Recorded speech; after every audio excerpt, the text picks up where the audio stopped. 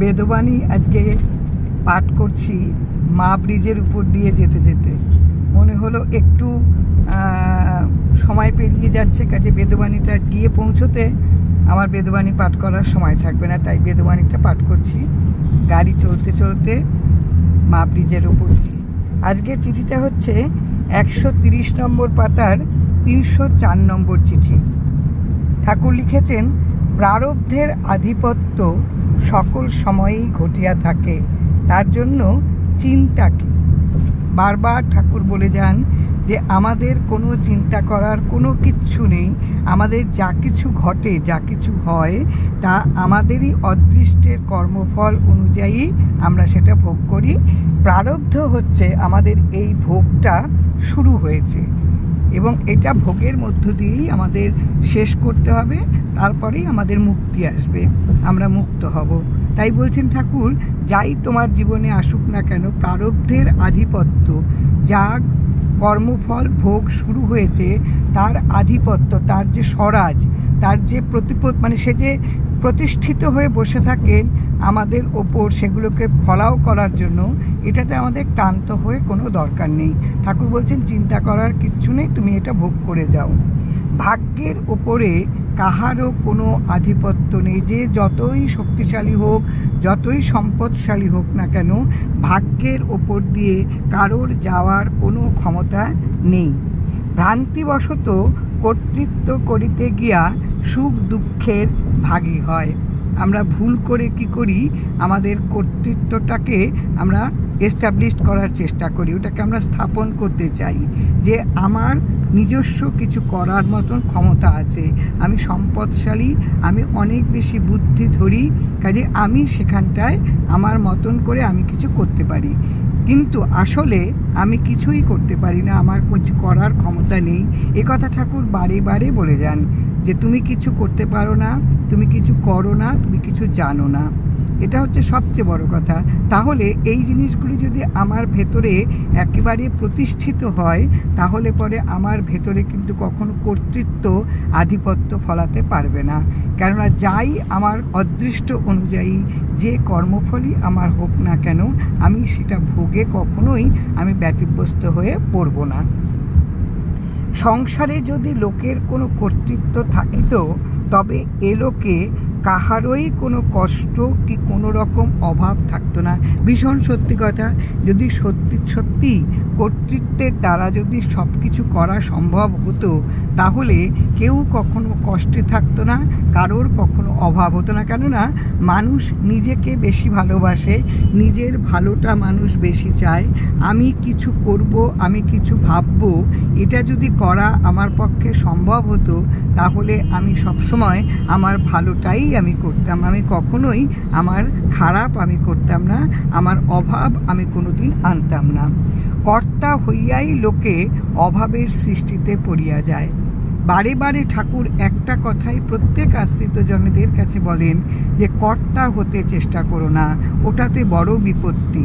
নিজেকে যদি তুমি আমার করে তুমি যদি তোমার কর্তৃত্ব দেখাতে চাও, তাহলে কিন্তু নানান বিপত্তি হয়। তাই ঠাকুর বলছেন কর্তা হইয়াই লোকে অভাবের সৃষ্টিতে পড়িয়া যায়। অভাব হচ্ছে না থাকা। কর্তা সাজতে যাওয়ার বিপত্তিটা হচ্ছে সবসময় আমরা ভীষণ চাই, আমার অনেক কিছু চাই, আমার আরও চাই। এই যে চাওয়া, সেটা যখন আমি পাই না, তখন আমার ভেতরে একটা অভাব দেখা দেয়। এই না থাকার তাড়নায় আমি অস্থির হয়ে পড়ি। তাই ঠাকুর যে সুন্দর করে বলছেন যে তোমার কর্তা সাজার কোনো উপায় নেই, তুমি কর্তা সাজতে যেও না, তুমি যাই তোমার জীবনে প্রারব্ধ অনুযায়ী যাই আসুক, তুমি সেটা মেনে নেবে। ভগবানের উপর নির্ভর করিয়া সকল ভার ন্যস্ত করিয়া যিনি থাকিতে পারিয়াছেন, তাহারই কোনো অভাব এই জগতে দেখা যায় না। এটা না ভীষণ সত্যি কথা। আমি অন্ততপক্ষে প্রতি মুহূর্তে যখনই কোনো একটা জায়গায় বেশ উদ্ভ্রান্ত লাগে, মন বেশ অস্থির হয়ে উঠি, তখন ঠাকুরের দিকে যখন তাকাই, তখন মনে হয় তিনি যেন তার আশ্বাসের হাত আমার মাথার উপর রেখেছেন, যেন কোনো চিন্তা নেই, এই তো আমি আছি। তাহলে ভগবানের ওপর যদি ভার রেখে দেওয়া যায় তাহলে বোধহয় অনেক বেশি শান্তিতে প্রতিটি মুহূর্ত যাপন করা যায়। যিনি এই ভার দিতে পেরেছেন তার কখনো কোনো অভাব থাকে না, সত্যিই তার কোনো অভাব থাকে না, কেননা তার কোনো কিছুতেই কিছু এসে যায় না, কারণ সে নিশ্চিত জানে তার ঠাকুর আছেন।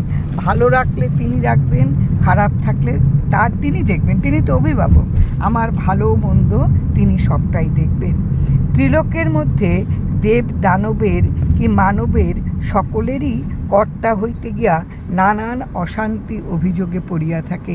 এই যে ত্রিলোক, আমাদের এই যে স্বর্গ মর্ত পাতাল, এই যে তিনটে লোক, এই ত্রিলোকের মধ্যে কি হয়, কি দেব দানব কি মানুষ, প্রত্যেকের মধ্যেই না একটা কর্তা হওয়ার বড় স্বাদ জাগে। এই যে কর্তা হওয়ার যে একটা বাসনা, এর ফলে কিন্তু নানান রকমের অভাব অশান্তি তাদের মধ্যে এসে দেখা দেয় এবং তারা নানান রকম অভিযোগে পড়ে যায় যে আমি এটা পেলাম না, আমার এটা হলো না, কেন হলো না, এই যে একটা অশান্তি, এগুলিতে পড়ে যায়। ইহাতে সকল সম্প্রদায়েরই গ্রন্থসমূহে জীবনীতে বিস্তার করিয়া প্রকাশ করা হয়, যেগুলি এই যে যাদের ভেতরে এই অস্থিরতা দেখা দেয়, এগুলি বিভিন্ন গ্রন্থে সবই বিশদভাবে লেখা আছে। ঠাকুর সেটা বলছেন সেই আশ্রিতজনকে যাকে তিনি চিঠিটা লিখেছেন। যা হোক, ভগবান অদৃষ্টে যাহা লিখিয়াছেন তাহাই ভোগ করিতে করিতে পরমানন্দ লাভ করিতে পাইবে।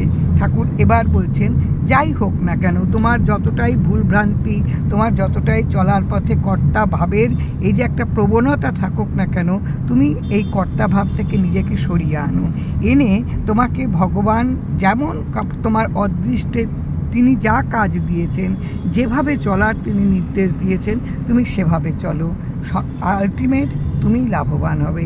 এই প্রসঙ্গে ঠাকুর আসলে বিভিন্ন প্রসঙ্গ অনুযায়ী ঠাকুর এক একটা গল্প তার লীলা পার্ষদদের সঙ্গে বলতেন। এই চিঠিটা, বেদবাণীর এই চিঠিটা পড়তে পড়তে এই গল্পটা বলতে খুব ইচ্ছে করছে। এই গল্পগুলো যখন ঠাকুর পার্ষদদের সামনে বলতেন, তখন অনেক পার্ষদ, অনেক আশ্রিতজন লিখে রাখতেন।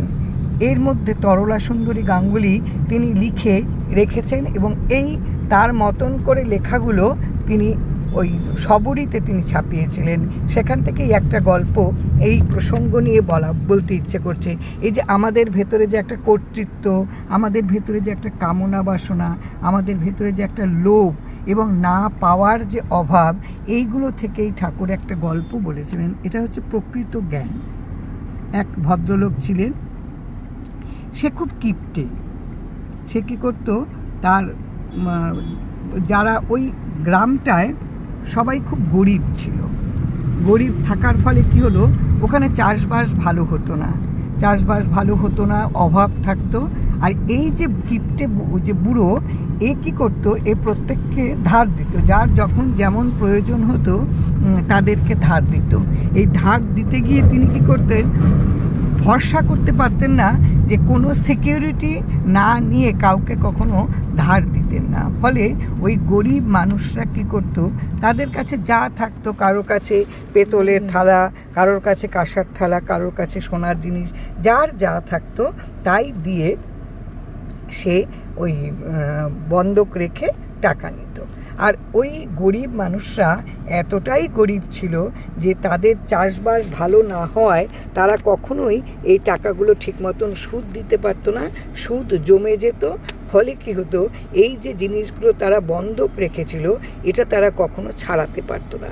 এতে কি হলো, এতে ওই গ্রামে প্রত্যেকেই তার কাছ থেকে ধার নিত, কিন্তু তাদের একেবারে কপরদক শূন্য তারা হতে শুরু করলো। আর এই যে কিপটে বুড়ো যে সেই যে ধার দিত, সে শুধু ওই বাসন কোসন গয়নাগাটি শুধু ধরতো, হাতাতো। এই যে কর্তৃত্ব তার মধ্যে প্রচণ্ড পরিমাণে আছে, এগুলো সব আমার, আমি এগুলোর মালিক, আমি জানি এরা কেউ নিতে পারবে না, এগুলো সব আমার কাছে থাকবে, আর খালি টাকা গুনত। এবার ওই এলাকায় বেশ কিছু ছেলে তারা একটা বুদ্ধি বার করে কি করলো, একটা সোনার সূঁচ বানালো। সূঁচ বানিয়ে ওই কিপটে বুড়োর কাছে তারা এসে কিপটে বুড়োকে বলল যে তুমি তো জানো যে আমার দাদু ঠাকুরদা অনেক বছর আগে মারা গেছেন, যমলোকে চলে গেছে। আমার বাবাকে কালকে দাদু স্বপ্ন দেখিয়েছে যে আপনার তো বয়স হয়ে গেছে, আপনি তো যমলোকে যাবেন। তো ওর দাদু ছিলেন দর্জি, কিন্তু ওখানে লোহার সূচ দিয়ে কাজ করা হয়, সোনার সূচ নিয়ে যেতে বলছে। ওখানে লোহার সূচ দিয়ে কোনো কাজ হয় না। তো সেই জন্য সোনার সূচটা আমি আপনার কাছে দিচ্ছি। আপনি যখন যাবেন যমলোকে, তখন আমার ঠাকুরদা ওই যমলোকের যে দরজাটা তার ডান দিকেই সে তাকে আপনি দিয়ে দেবেন। তখন অনেকক্ষণ এই কথাটা শোনার পর সেই বুড়ো বলছে, এটা কি করে হয়, আমি কি করে এটা নিয়ে যাব, ওখানে কি কিছু নিয়ে যাওয়া যায়? তখন ঠাকুর বলছেন, ওই ছেলেগুলো বলছে, কেন, এই যে এত জিনিস আপনি তো এগুলো সব নিয়ে যাবেন, তার জন্যই তো আপনি এত আগলে রেখেছেন, এত যত্ন করে রেখেছেন, রোজ টাকা গুনছেন, রোজ আপনি যাদের কাছ থেকে বাসনপত্রগুলো নিয়েছেন, যারা ছাড়াতে পারছে না তাদের জিনিসগুলো আপনি যত্ন করে রেখেছেন, আপনি নিয়ে যাবেন বলেই তো আপনি এত যত্ন করছেন। তখন বলছে, না, কিছুই তো নিয়ে যেতে পারবো না। বলছে, তাহলে আপনি এত যত্ন করে এই প্রতিটি জিনিস আপনি রেখে দিয়েছেন কেন? ভেতরে টনক নড়ল। সত্যি তো তাই, আমার তো বয়স হয়েছে, আমি তো আজ আছি কাল নেই, অথচ এই প্রত্যেকটা জিনিসের যারা কষ্ট করে জিনিসগুলো করেছে তাদের প্রত্যেকটা জিনিস আমি অভাবের সুযোগ নিয়ে আমি এগুলো আটকে রেখেছি আমার কাছে। প্রত্যেক যাদের কাছ থেকে এই জিনিসের বিনিময়ে টাকা নিয়েছিল প্রত্যেককে সেইগুলো ফেরত দিয়ে দিল। এই হচ্ছে প্রকৃত জ্ঞান। এই ছেলেগুলো তাকে শেখালো। আর আসলে আমাদের কর্তৃত্ব আমাদের এতটাই নিচে নামিয়ে দেয়, এতটাই আমাদের বুদ্ধিহীন করে দেয়, আমরা বুঝতে পারি না যে আমার কর্তৃত্ব করে কিচ্ছু করার ক্ষমতা নেই। আমি এই মুহূর্তে আছি, পর মুহূর্তেই আমি নাও থাকতে পারি। কাজে অযথা আমরা কিছু কর্তৃত্ব করতে করতে প্রতি মুহূর্তে চলি, আর আমরা কিন্তু এইভাবে নিজেদেরকে সময় কমিয়ে ফেলি, ঠাকুরের নাম করার সময় পাই না। এই বুড়ো প্রত্যেককে জিনিসগুলো ফেরত দিল এবং ফেরত দিয়ে বলল, আর এইগুলোর মধ্যে সে থাকবে না, যতটুকু সময় সে এই পৃথিবীতে আছে ঠাকুরের নাম করেই সে কাটিয়ে দেবে। এইভাবেই হচ্ছে প্রকৃত জ্ঞান হয়। আমি কিন্তু আজকে এই ঠাকুরের প্রসঙ্গটা বাড়িতে দোকানে গিয়ে আমার বলা সম্ভব হবে না, অথচ বেদবাণী পাঠ করব না বা ঠাকুর প্রসঙ্গ বলবো না, এটা একটু ভেতরে কেমন কষ্ট হতে থাকে। আমি গাড়ি চলতে চলতে কিন্তু আমি বললাম, আমি জানি না কতটুকু ঠিক করে বলতে পারলাম বা কতটুকু ভালো লাগবে, তবুও আমি বললাম, যদি কারোর ভালো লাগে প্লিজ একটা লাইক আর শেয়ার করে দেবেন প্লিজ। জয় রাম, জয় রাম।